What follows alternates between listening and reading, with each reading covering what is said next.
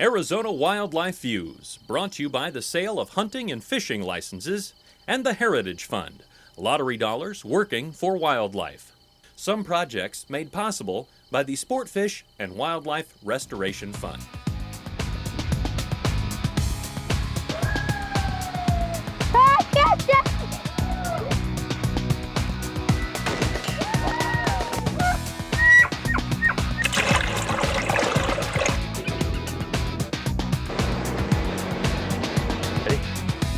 Find birds. Let's go.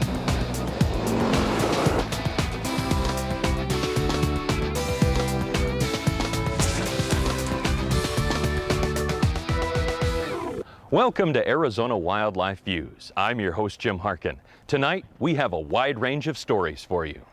We'll show you all the fun and excitement at our latest outdoor expo. Then it's a blast from the past, literally, as old-time muzzleloaders take to the range and show us how things used to be. And finally, our winter rains made for some spectacular spring flowers this year. We'll show you some of the best locations. But our first story takes us from the Silver Bell Mountains near Tucson to the courtrooms of Maricopa County, all to save a herd of bighorn sheep. Working to protect Arizona's habitat and wildlife doesn't always happen in the field. Sometimes it happens in a courtroom. That was the case when a pair of legal eagles who represent the Arizona Game and Fish Department became part of the largest environmental enforcement action in Arizona history. An Arizona developer named George Johnson decided to build a large housing development in Pinal County on the La Osa and King ranches. Okay. And this development was going to be called La Osa Ranch. In an anticipation of having his development approved, ultimately, it was not approved by the county, but in anticipation of having this development approved, George Johnson and his affiliated companies took a number of actions on the land, on the La Osa and King ranches. Those actions included bulldozing numerous acres of private land, as well as trespassing on state trust land and bulldozing approximately 270 acres of state trust lands. In the course of the bulldozing, archaeological sites were damaged. Debris was put into waterways or water channels. In 2003, while still treating the La Osa land as a ranch, Johnson brought in 5,000 domestic goats, some of which escaped and headed into the Silver Bell Mountains, home of the last naturally occurring desert bighorn sheep population in central Arizona. We were concerned about that because of the potentials for disease, and about a month later, some of the bighorn sheep we noticed started to they were blind, and their eyes turned white, and they didn't move much because they couldn't see where they were going, and that blindness lasted for on the average, about 5 or 6 weeks. And so during that time, there was a lot of mortality. About half of the bighorn sheep that became blind died. And that was a bacterial disease that affected the eye. It's called infectious keratoconjunctivitis, or pink eye is the common term for it. And if it happens in humans, you can go and get treated with antibiotics. When it happens in wild animals, of course, it's not so easy, and so there's a lot of mortality associated with it. 5 state agencies, including the Arizona Game and Fish Department, represented by the State Attorney General's office, filed suit against Johnson and his partners in 2005, accusing them of polluting the state's water, bulldozing protected land, destroying archaeological sites, and fatally infecting the bighorn sheep. We alleged in our complaint against Johnson and his companies that he was responsible for the goats and the diseases, and that in transmitting diseases to the bighorn sheep. Yeah, the complaint had several counts alleged in it. 3 of them related to Game and Fish's claims regarding the wildlife, and the remainder of the claims in the complaint related to the damages suffered by the other state agencies as a result of Johnson's conduct. While the battle against Johnson was taking place on the legal front, a group of dedicated biologists from the Arizona Game and Fish Department were fighting to save the bighorn sheep herd. So we got a helicopter, and we captured the blind sheep and administered an antibiotic. We put an antibiotic ointment in the eye to help cure the bacterial infection in the eye, and also gave an injectable antibiotics, which would carry that antibiotic effect a little bit longer for a few weeks. And so we captured these blind animals every week for a period of 5 or 6 weeks until they got better or until they died. Blindness can be devastating to a bighorn population whose natural habitat is the steep and rocky sides of mountains. In fact, several of the sheep who died simply fell to their deaths. It also makes them an easy target for predators. The only way to combat the disease was to capture and treat each sheep individually, which was no easy task. We developed a special technique to capture blind sheep, where we could hover the helicopter over the sheep, and that noise from the helicopter would actually mask the sound of us approaching on the gravel. And so we just had 2 or 3 people that just physically jumped on the sheep, having the sound masked by the helicopter, and the sheep were of course blind so they couldn't see us coming, jumped on the sheep. Then we took some samples, we took swabs from the nose and the eyes to try to better diagnose what was causing the blindness and the disease towards the beginning, and then to administer the antibiotics. The population estimate for the herd was about 50 to 75 sheep, and we had 33 sheep that we know became blind, and out of those, about half of those died. Meanwhile, the legal wrangling against George Johnson, the same developer who founded Johnson Ranch in Pinell County, continued. In May of 2005, Johnson moved to dismiss 2 of the 3 claims that Game and Fish had made in the lawsuit. She denied George Johnson's motions to dismiss the Game and Fish claims, so the Game and Fish claims were allowed to go forward with the remainder of the claims in the lawsuit. After the motion to dismiss was denied, the case began to move forward rapidly. Individuals involved in the case had depositions taken, and thousands of documents were exchanged between the parties. In denying George Johnson's motions to dismiss Game and Fish's claims, the court made it very clear that wildlife is property of the state under Arizona law, and she made it very clear to the defendants that the state would be entitled to recover monies if the defendants' actions resulted in the loss of that wildlife. Well, the state has a responsibility to protect wildlife on behalf of the citizens. Whether or not an animal has been killed by a hunter who doesn't have a license, or wildlife is destroyed due to some disease, the state has a responsibility to recover damages to its wildlife resources. And that's why we vigorously pursued this case. In the end, George Johnson and his partners agreed to pay the state a record $12.1 million to settle the lawsuit. This is the largest environmental settlement that the state has had up to this point. The message that should be sent is that the state is very committed to recovering for damages that are caused to the state's resources. The agencies made a commitment to participate in this and to bear the cost of the litigation, which turned out to be quite expensive. But ultimately, we were able to succeed with a settlement to recoup the cost of the litigation and to recover damages for the resources that were harmed. Sadly, most of the damage cited in the state's original lawsuit is irreversible, but the Arizona Game and Fish Department will be keeping close watch on the remaining bighorn sheep of the Silver Bell Mountains. We'll be surveying this sheep annually to keep a close eye on the population and make sure that this disease doesn't recur, both the bacterial disease in the eye and also another disease that they caught at the same time, which is a viral disease called contagious eczema. Both of those diseases can recycle and return to a population. We haven't seen it yet since the initial disease outbreak, but we're surveying these annually so that we can monitor that population, and that costs the department a lot more money, and we'll be putting a lot more resources into that population just to make sure that it stays healthy. Well, the case itself was very interesting because it involved the question of how much is a bighorn sheep worth?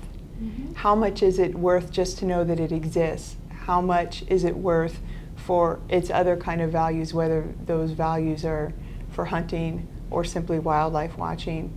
So a big challenge in the case was for the state to be able to put forth a claim to say that these animals are very valuable to the state. If you ask some people, they will tell you they're priceless.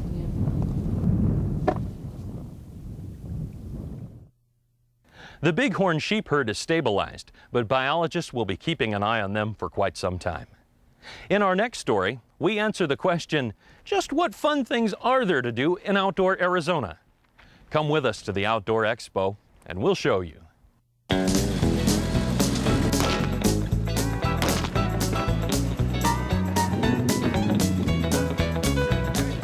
Every year, the action-packed family fun place to be is the Arizona Game and Fish Department's Outdoor Expo. There are all kinds of activities, from shooting sports to fishing to kids events, archery, to my personal favorite, off-highway vehicle use. We've got rock crawlers crawling up over mountains and crawling over all kinds of rocks.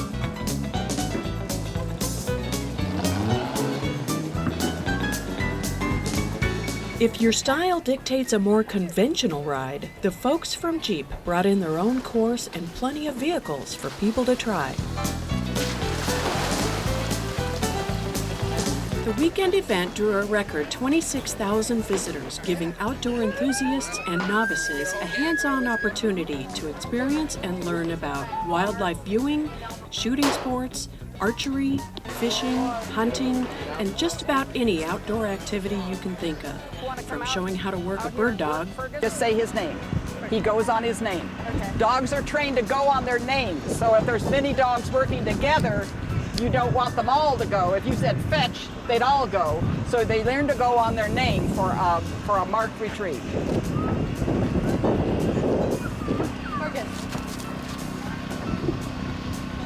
To trying your hand at the fishing tank, where everyone is pretty much guaranteed to catch a fish. You can't keep the fish, but you do get a souvenir to take home. There's all kinds of specialty things going on out here today. I noticed there's a Gatling gun that people were using. That was pretty impressive to watch that. Some automatic firearms as well. It's always interesting to see those used and used correctly.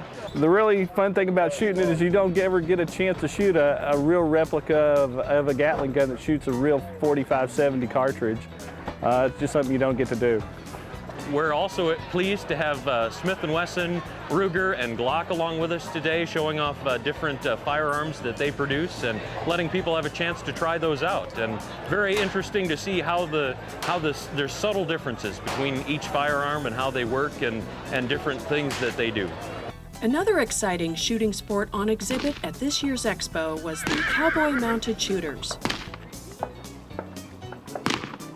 And that's a sport where we have 2 6-guns, and these are not modern 6-guns, you just pull the trigger. These are the kinds that the Peacemaker, the gun that won the West, model 1873. If you want to shoot this thing, you can pull the trigger all you want, nothing happens. You've got to pull that hammer back and then pull the trigger. And you have to do that 5 times. Put a gun away, draw another gun, and do it 5 times more, all the while breaking tin balloons on a course. And what's different about this is there are 50 different courses. You can't train your horse to do one thing. You got to train him to be completely and totally responsive to what you do. The guns they use are real, but the bullets are designed so there's no possibility of injury to anything other than a balloon.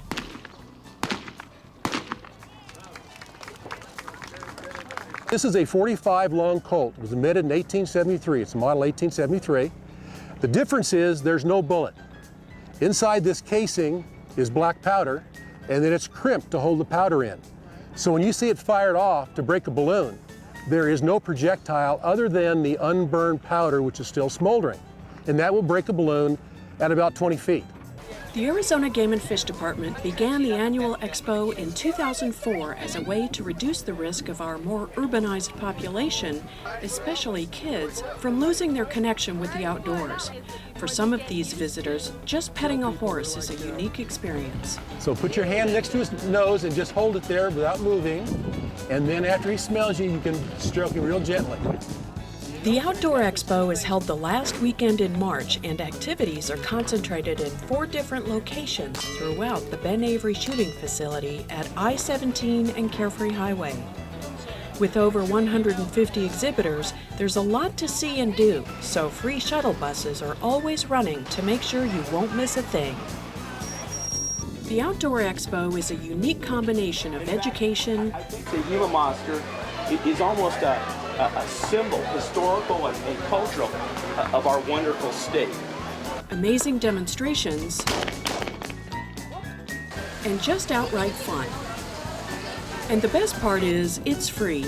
It's one way that the Arizona Game and Fish Department gives back to the community by sharing the wonder and excitement of the great outdoors in Arizona.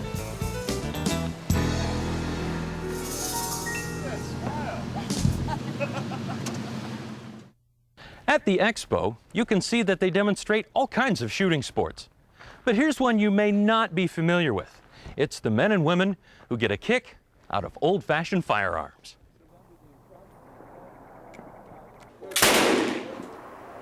Good shot, Carl. Once you shoot it, it's kind of like falling in love. If it goes boom and makes smoke, I like it. I've seen people get that far away look in their eyes around a campfire that was started with a flint and steel.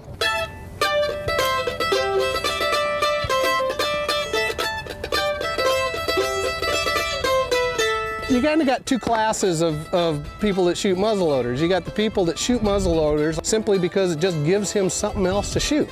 But then you got another class of people like us, I like to think fondly referred to as the lunatic fringe, that not only shoots muzzleloading, but tries to kind of get into the spirit of the era. Then he got sailor's dream about cruising around on the salty sea, joined up with a fishing crew, going out to get him a whale or two. Well, that's all part of the whole historical thing. I mean, back in those days, they didn't have TV or any other kind of entertainment, so you know what people did for entertainment was play music. Up she rises, hooray, up she rises, early in the morning. We live primitive, we camp primitive, and do everything the way, as far as we know through historical records, that it was done. And shooting's a big part of that. For some of us, it's a step back in time. It gives us a chance to shoot the same kind of gun that Davy Crockett shot on the new frontier of Kentucky. For some of us, it's a way to limit ourselves, forcing us to get in closer to the game, making it a more difficult hunt. I'm kind of a novice at the shooting target. I'm more of a hunter. But once I got hooked on this stuff, I built my own pistol. And so now we're going at it. My wife's starting to go at it too. We shoot every aspect of this. We shoot the inline guns here in the range, and then we shoot the flintlock guns, and we shoot the caplock guns, and we shoot the primitive matches. We in period dress. Some of us are hunters, some of us are not. Some of us are shooters, some of us are not. There's a lot of people out here that don't even shoot. They just come out to enjoy the social aspect of the whole thing. All right. I went to a mountain man rendezvous in Colorado and shot competitively for a few years, and it kind of grew on us, and we decided to start camping and playing primitive mountain men. Kind of a hobby that sort of grew on us, and I've spread it through the rest of my family. It's actually kind of fun. First of all, they don't know anything about having to live without technology at all. And with this, they're learning how to live without electricity and the comforts at home. What's it like sleeping with everybody all in here together? Kind of crowded. You would just have wool and the chairs and something to carry your... Gosh, I don't know, mountain men really didn't have a whole lot. We just do it because we're family. But mountain men carried what was on their back, and that was it. It's outdoors, and it's super. It's just the time I get to spend with my family. Boy, I would encourage anybody to do it. It's neat. I don't think that I'll ever stop doing it. I personally have a lot of interest in the way things used to be done, and the challenges in really working with it and trying to replicate the way things were done and do it effectively. I was presented with an opportunity to work in the gunsmith shop for the Ohio Historical Society in Columbus, Ohio, and during the course of that basically apprenticed to their master gunsmith. And that put me in a position to build rifles and take it a little bit beyond what I'd be able to get in a kit gun. After all the trials and tribulations of breaking this and breaking that and not doing this quite right and having to repair it, to actually get a working firearm was a very big thrill. I was a boat builder. I was a boat manufacturer for 30 years. And then in '85, I retired and started building guns and selling gun parts. Oh, that's Penny. Her job is supervisor. We do what she says. Looks like a hat with legs. Yeah. Everything comes off of the original school. They're called school patterns. And there's several school patterns. You have your Tennessee, which I'm from. You have your Maryland. Pennsylvania has a lot of school patterns. And Lebanon, Lancaster, Bedford, and you just go on and on and on. We didn't reinvent this thing. It's been here for years. They're just beautiful, you know. This is a .40 caliber Kentucky style, you know, target rifle. And it's just, they're so beautiful and they're so fun to shoot, you know, and you just have fun. When I was a kid, I was raised in the mountains up by Bradshaw's there, and didn't have much to do, so I'd go out looking for arrowheads. Anyway, I'd take and find a piece of rock that I wondered why they didn't make a arrowhead out of, and I'd sit down and try to make one. And most of the time it didn't work, but once in a while I'd get one that looked fairly decent. It's very interesting to me to see what I can make out of a piece of stone. Everybody's interested in the past, you know, or most people are anyway.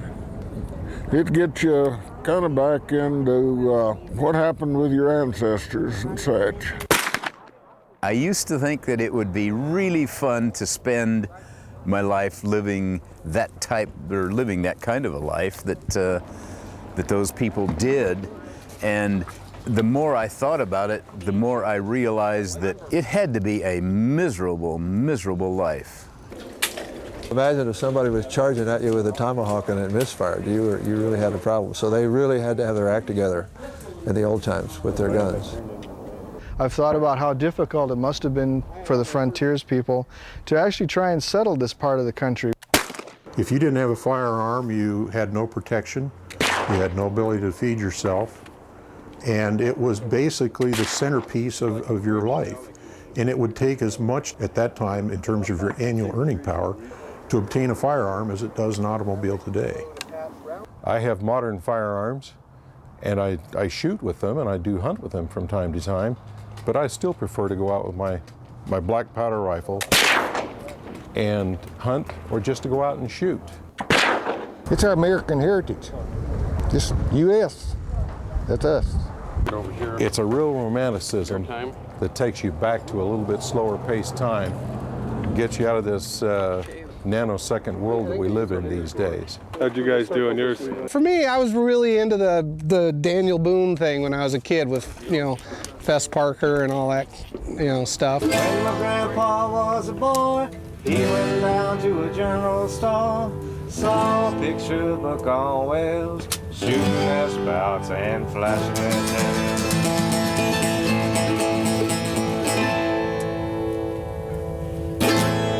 Some of us never grew up.